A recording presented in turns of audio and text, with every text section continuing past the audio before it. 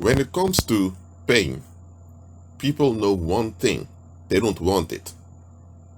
Now, pain is not just physical. Now, if you walk in the streets and you're hit by a car, you will have a lot of physical pain till you recover. Okay, that's obvious. If you cut your finger in the kitchen at a knife by accident, you have physical pain. So we know what physical pain is. But what often people don't realize is that emotional or mental pain is pain when your thinking is inconsistent, and because of that, your mind is weighed down. Emotional pain has to do with social relationships when you are refused by someone else. Now, mental and emotional pain, they're quite similar because they have a non-physical origin, but they all have a physical outworking. Now, physical pain starts in the physical, we know that, is a response of the body. Emotional and mental pain, they have a spirit origin and they work out in the physical. Now, there was a time that they did this small psychological research, and they also did brain scans at the time to see the impact on the brain.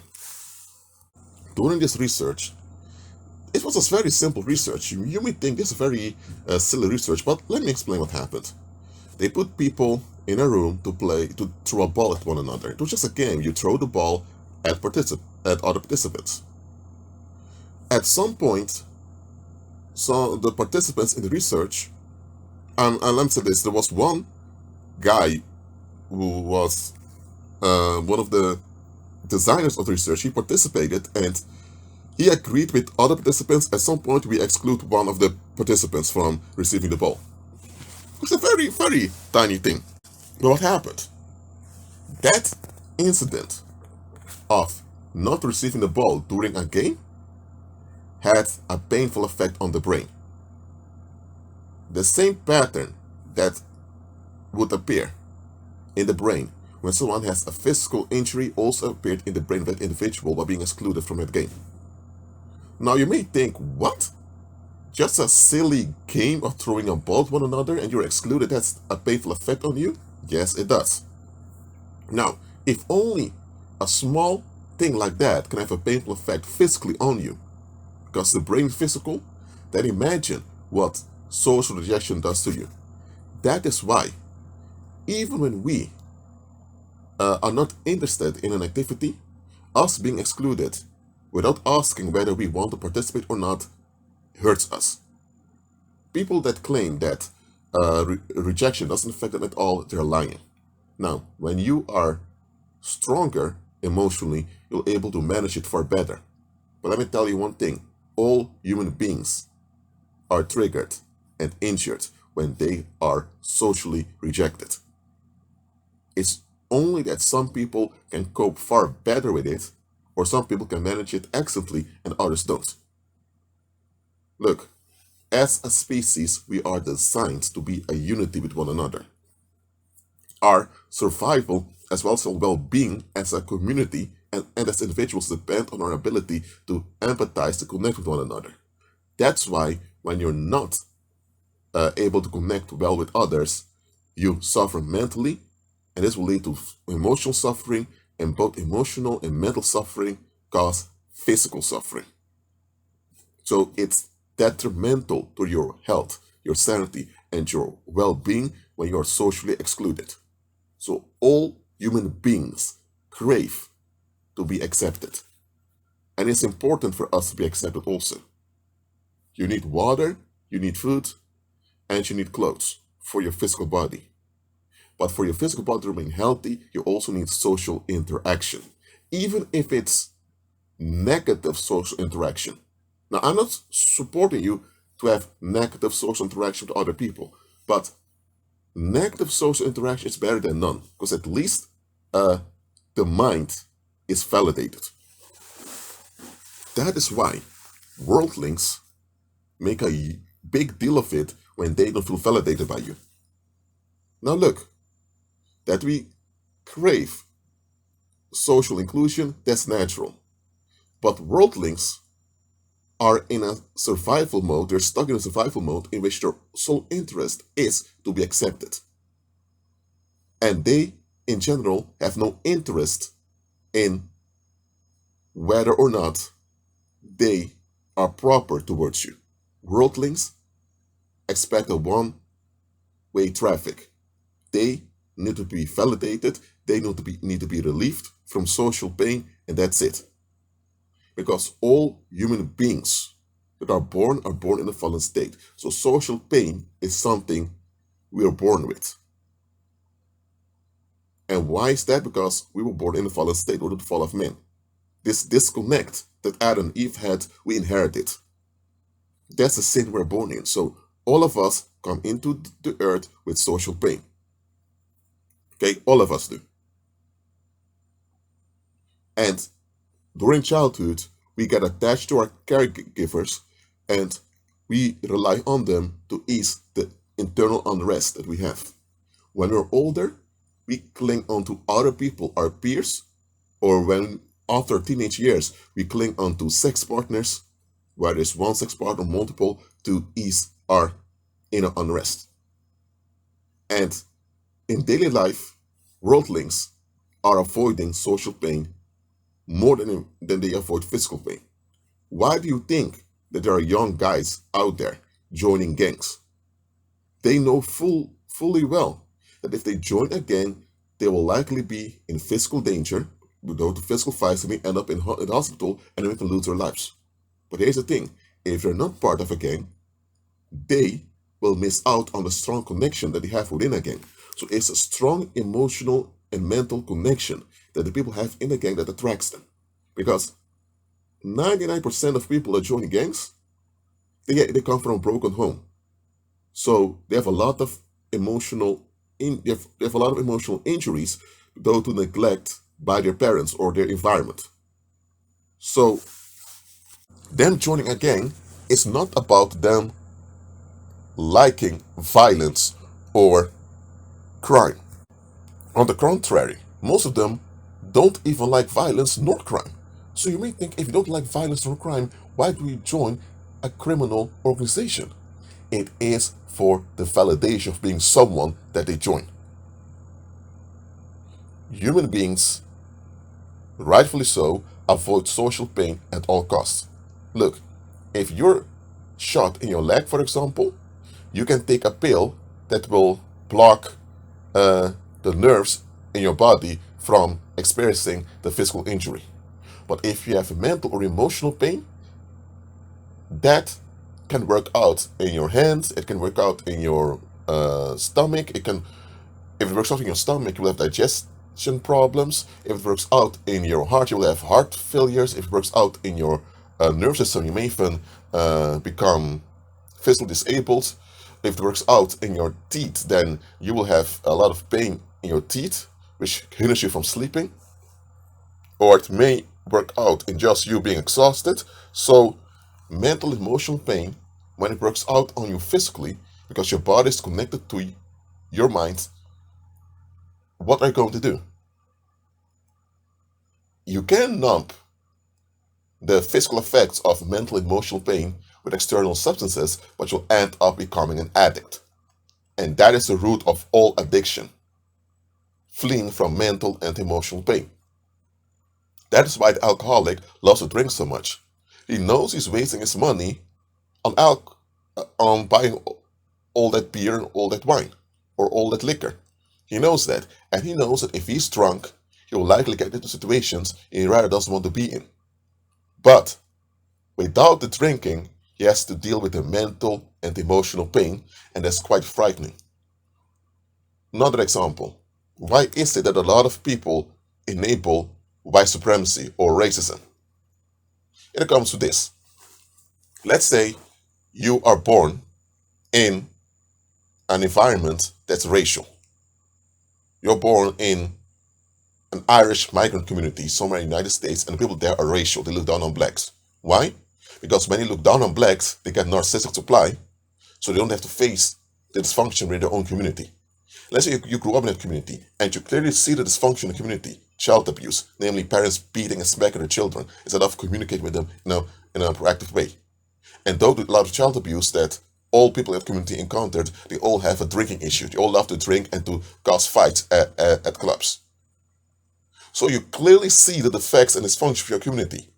But let's say you see that since you're a child. And in your teenage years, you realize that even the people from the opposite sex that look like you also have those issues. Now, you don't agree with them fleeing from facing themselves. You also don't agree that they dump on black people just to feel good about themselves. But you know that the moment you mention racism and how incorrect it is, they will turn on you. When you were a child and you opened your mouth to question something that your parents considered embarrassing or annoying, they almost lashed out at you physically. So you almost physically died various times.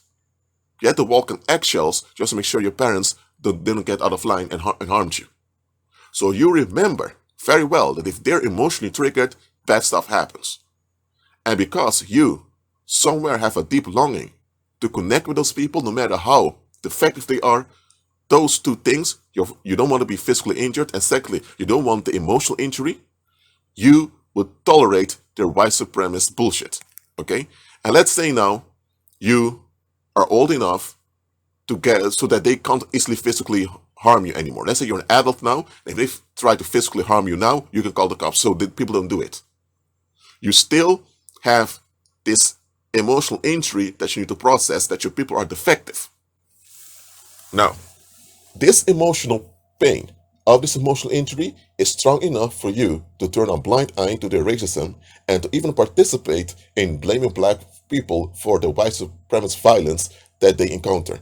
So if you see that a white police officer has murdered an unarmed black woman, naturally you know this is wrong, this is out of line. But if you are bonded to people who are white supremacists, whether your mom, dad, or people around you, and you're not born again, you don't have Christ, then you likely will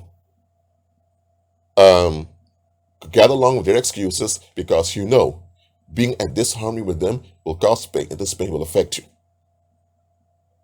Avoidance of emotional and mental pain is a key motivator for worldlings to enable evil.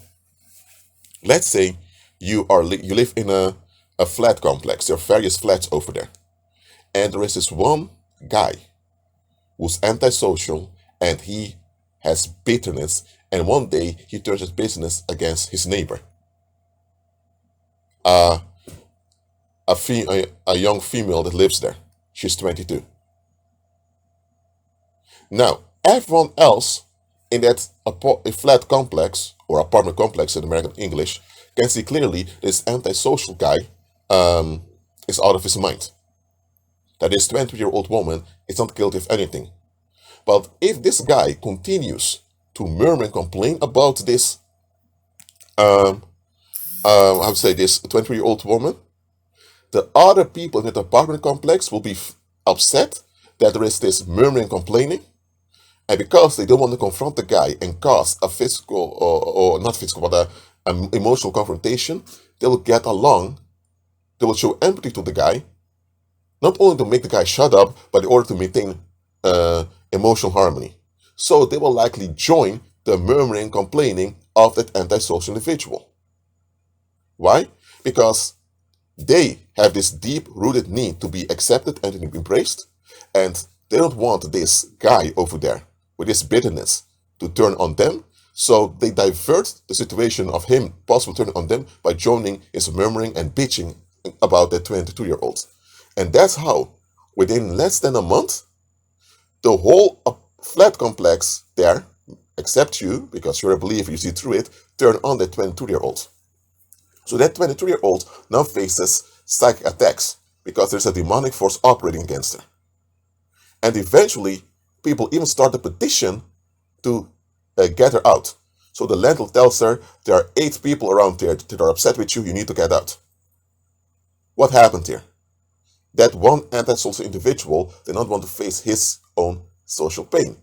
So he meditated this pain on someone else. And he got support by enablers, and so now both him and the enablers turned on the victim. And the victim now was in danger, in the real life danger. First of all, she was in physical danger due to the psychic attacks on her. That's one. And secondly, now there were people that wanted to physically harm her. Why? Because everyone agreed that she was the problem, and because of that, people became mentally addicted to dumping their frustrations on her. So now, their bodies, I'm talking about the perpetrators and the enablers, their bodies were filled with negative tension that had to get out of their body, because if that negative tension remained in them, they would get sick, or they would escalate, or other bad stuff would happen. So now those people had to get rid of the negative tension inside of them. But where does negative tension come from? From their own avoidance of facing themselves. So that 22-year-old has nothing to do with it. But nevertheless, they need to get rid of that negative tension, and the easiest way for them to do it is to blame it on the 22-year-old. So now they remove the 22-year-old to prevent her from becoming a homicide victim. And that's how a lot of folks end up missing or as homicide victims. It is because people avoid facing themselves, and this avoidance causes tension, and need to get rid of this tension, and they decide the easiest way to do it is to dump it on someone else. So this thing about emotional and mental pain, it's very important. That is why people who look at the bigger picture, and they are believers or not, they tend to invest on a basic level in the community that they're at. Because worldlings are like this.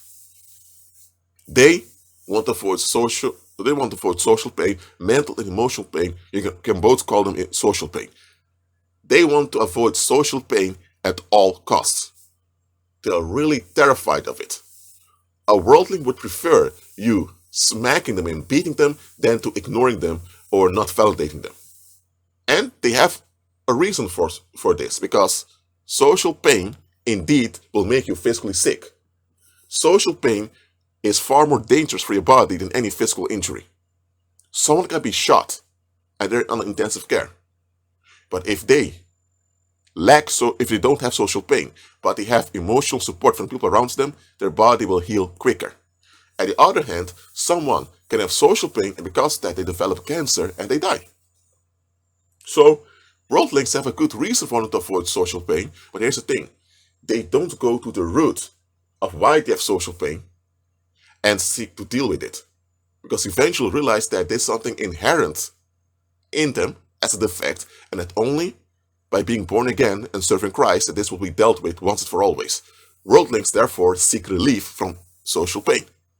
Now, because worldlings are on the run from social pain all the time, everything they do is motivated by this fleeing. Everything worldly people do, with rare exceptions, everything they do is motivated by this fleeing from social pain. That's why when someone is harmed in the community and they become dysfunctional, people don't like to admit that the community is at fault, because that means that they're at fault too. And them being seen as someone at fault make us others not to want to associate with them. For example, let's say you have a family where there was this girl that was sexually molested. And everyone noticed she was sexually molested, but nobody actually did something about the situation. If later this woman ends up sleeping around as a sex addict, people are going to ask, how did she end up this way? And when they figure out that she was sexually molested and that nobody did something about it, this is a big embarrassment. Okay, and let's say now that you're married and your husband was the uncle that realized that his niece was sexually molested, but he did not speak out because he didn't want to cause any disharmony. When people find out that your husband knew about it, but he kept his mouth shut, people will blame your husband for how she turned out. Even though she's an adult and she has options, she still turned out that way by being deformed by the community, and your uncle participate in it. Now, are you going to acknowledge the fault of your husband? No, because if you do that, you'll have marriage issues and you'll likely divorce. You may likely end up in a divorce. If you have children, you'll lead to broken families, so you don't want that. Or if other people know about why this woman ended up messed up and they realize your husband is involved, they may refuse to be around your husband, and your husband may have will have social pain. The social pain will also affect you and the child and your children, and even your finances, because people may decide not to want to associate with your husband loses his job. So you realize that acknowledging the situation for what it is will lead to disharmony. So you'll be motivated to blame the victim, not because the victim did anything wrong to you, but because you want to avoid disharmony in your household. So that's why in the world they blame the victim. It's the default state of the world to blame the victim. So now you know what motivates worldlings: avoidance from social pain. Why do you think that people purchase the newest iPhone every year, or every season a new iPhone comes out? The iPhones they purchase are very expensive. They have similar issues with every edition that comes out. But why do they keep purchasing it? Because when they walk around with an iPhone and they encounter someone else with an iPhone, they have something in common. And that something in common gives them social gratification. Okay? So it's not really the iPhone that much that they want. It's the social gratification of having something in common with someone else. So this fleeing from emotional pain is the key motivator of worldlings. And all of us were motivated by this key motivation till we were reborn and renewed in our minds. So, when you're dealing with worldlings, know what you're dealing with. Worldlings are on the run 24/7. So, don't expect justice from worldlings.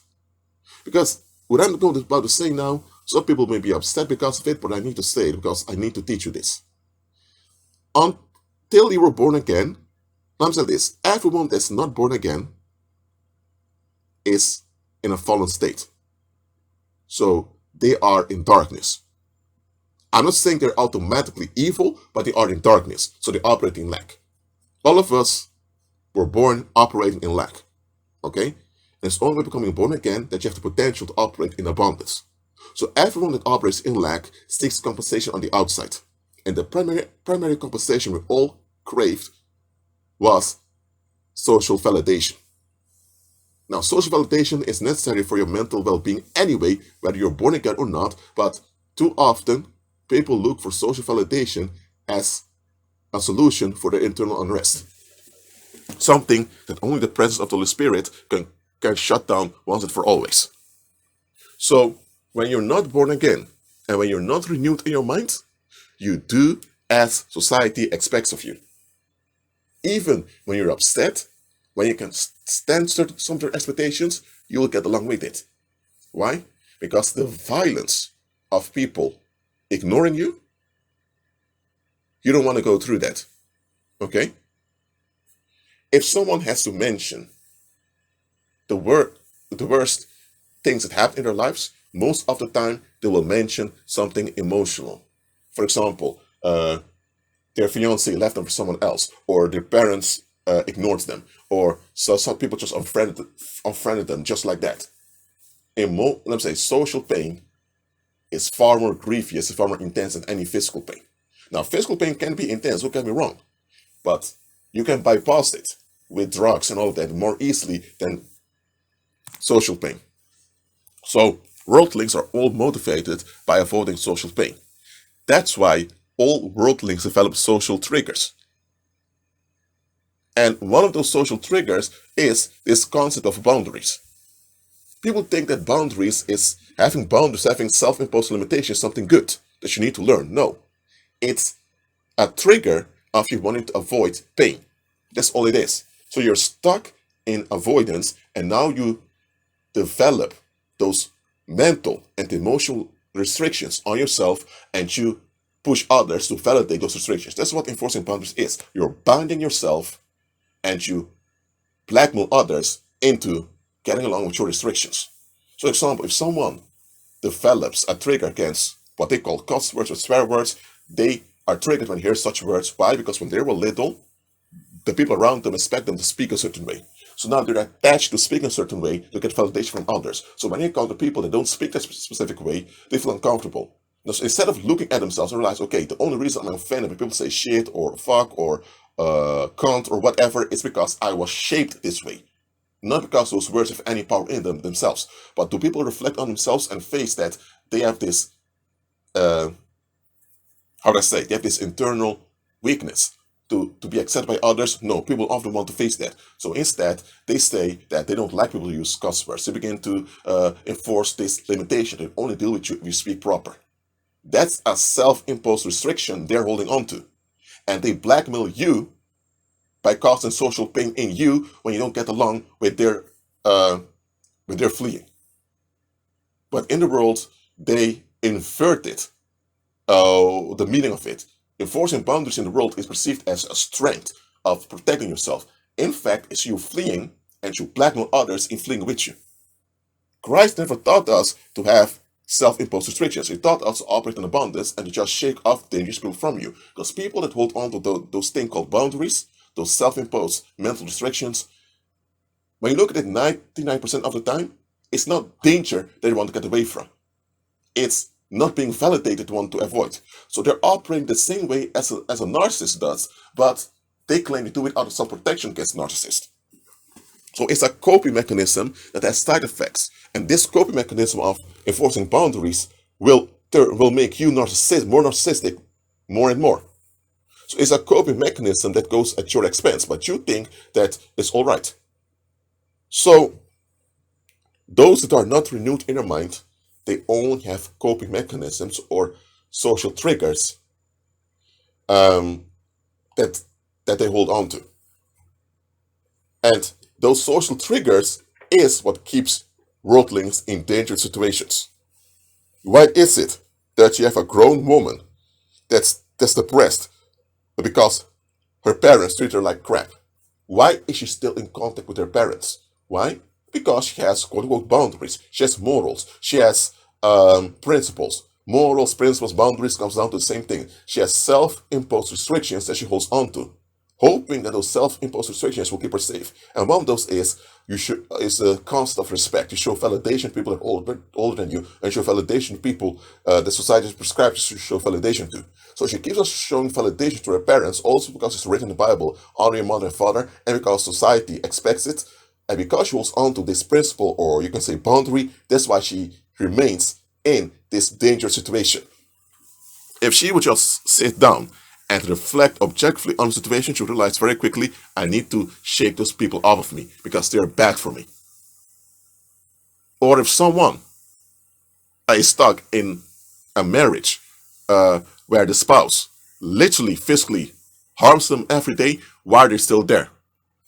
Because they have this hope somewhere that the individual they married will get better. Why? Because in their life, they were avoiding social pain and developed this ideal individual that they wanted to be with. And because they had this ideal they were chasing, they refused any other option for a marriage partner they encountered. Let's say you have a woman that is in this abusive marriage where she's beaten over and over again. And the husband also beats the children. She needs to get out of there and she needs to stand for her children who can't defend themselves. Why is she still with that man? It comes down to this. She developed expectations concerning men. And she held on to boundaries of in the sense that if someone does not meet those expectations, she's gone. So she developed this narcissistic attitude that she just wanted expectations to be validated, not questioning whether expectations were correct or not. Anytime anyone questioned her expectations and forced her to look at herself, she felt violated and she enforced a boundary of cutting that individual off. But she thought she was just protecting herself, while in fact she was just fleeing. So she encountered this individual that reflected all her expectations, or better said, mirrored all her expectations. And this predator mirrored her unexamined expectations, and because of that, she jumped on him. And she became addicted to him because, whoa, her expectations were met. The first 3 years in the marriage, it was a honeymoon. But then, she had to face the fact that it was all an act. She had to face the fact now she had a child with him. She had to face the fact that now her expectations were not correct. So, to get out of that situation, you need to realize that she's the one that invested in that dangerous situation to begin with. Because there were many red flags she didn't see because she was clinging onto her boundaries, clinging onto her principles or her morals. So she has to face herself that she's a participant in her own doom. She doesn't want to do this. So to avoid that, she keeps on hoping and working on the honeymoon phase, hoping that honeymoon phase will come back. So she ends up delusional. Why? Because deep down inside, she just wants to flee. She doesn't want to face any emotion or any social pain. And because of this, she remains stuck in a situation. When you cling on to self-imposed mental restrictions, which the world calls boundaries or principles or morals, whatever, you are chaining yourself in a cycle of fleeing. Now, it may have an effect that you cut people off or that you avoid certain bad people, but you end up bad yourself. All the coping mechanisms of the world will turn you into a bad individual in the long run. Because all the coping mechanisms of the world are toxic. That's why you need to examine what the world is teaching you. Just because what the world teaches you appears to make sense, and just because it works doesn't mean it works well for you in the long run. So, realize what you're dealing with when you're dealing with worldlings. Realize that the avoidance of social pain is their key motivator and also the basis of all their triggers. Believers, at the other hand, they ought to be renewed in our minds, and when we are renewed in our minds, when we encounter situations and we are refused, that pain does not chain us. Why? Because it's overruled by the strength of the Spirit inside of us, and because of that, we relate to others as Christ wants to. We walk in love towards everyone, but we don't walk in love with everyone because you can't walk in love with everyone. So we are able to love our neighbor as ourselves without any blackmail and without any toxic entanglements. Why? Because we are not in an state of addiction anymore. All worldlings have some type of addiction somewhere. All of them. With some, the addictions are obvious. With some, they're more hidden. With some, the addictions are more harmful than the addictions on others. But all worldlings develop addictions as a result of fleeing from social pain. All worldlings do. It's just that worldlings are too proud to admit this about themselves. When you're born again and renewed in your mind, all those addictions are broken and you are operating in true freedom. Because worldlings are not free. This thing that they just want to do, whatever they want to do, is they want to flee. They don't want natural obligations and responsibilities towards other people. They want to flee, flee, flee, and flee. And when they can't escape and the pain becomes too much, they escalate. That's what disliking and hating people is all about. They want to flee and they want someone to flee on, in a sense. By them being upset with you or by them violating you, they are at ease because all the negative attention is on you. When they can't do that, or when you refuse to allow them to blackmail you, they escalate. So, worldlings are fleeing. They don't want to embrace the fact that they are vulnerable and fragile creatures. So they just want to flee and flee and flee. Flee, flee, and flee all the time. Fleeing is more important than being free. So, worldlings don't crave freedom. They want to flee. They want people to dump upon to escape their internal unrest. And worldlings love to ignore you or avoid you when you're going through difficulty. They will say it's your problem, not mine. Why? Because they want to flee. That's all. They expect you to consider what they're going through, but they don't want you to demand it from them. And some worldlings, when they go through stuff, they don't want anyone to know about it because to admit they're going through stuff, they means they admit that they're not God and that they don't have control. So some worldlings will resent you when you notice they're going through stuff, saying it's none of your business and that it's all about fleeing. Boundaries, private lives, morals, principles, boundaries, all those things are just narcissistic concepts of worldlings wanting to flee. They want to legitimize their fleeing. That's all it is. So, know what you're dealing with when you're dealing with worldlings, including believers who still have a worldly mindset.